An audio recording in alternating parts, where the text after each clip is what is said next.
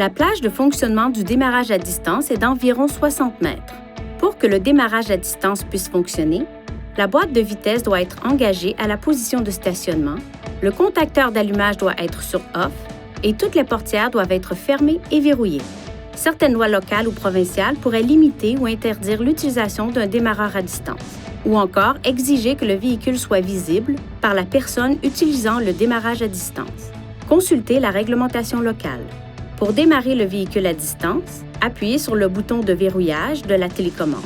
Dans les 5 secondes qui suivent, appuyez sur le bouton « Démarrage du moteur » et maintenez-le enfoncé pendant au moins 2 secondes.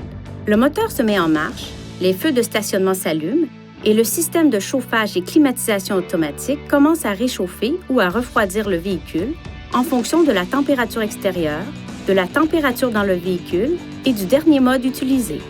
Pendant cette période, l'affichage et les commandes de climatisation et de chauffage ne pourront pas être utilisés tant que le contacteur d'allumage n'aura pas été activé. Le moteur fonctionne alors pendant 10 minutes avant de s'arrêter.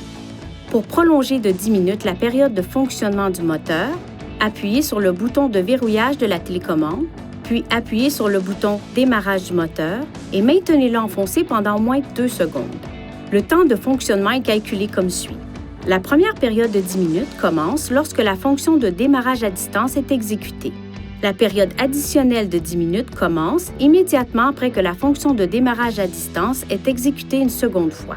Par exemple, si le moteur fonctionne depuis 5 minutes et que vous prolongez la période du démarrage à distance, le moteur fonctionnera pendant une durée totale de 15 minutes. Appuyez sur le bouton « Démarrage du moteur » de la télécommande à tout moment pour annuler le démarrage à distance du moteur. Après 2 démarrages à distance, le contacteur d'allumage doit être désactivé puis réactivé avant de pouvoir utiliser de nouveau la fonction de démarrage à distance.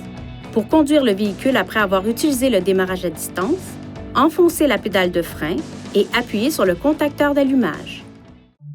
Veuillez consulter le manuel du conducteur pour obtenir des renseignements importants concernant la sécurité et les limites du système et pour en savoir davantage au sujet de son utilisation et de ses caractéristiques.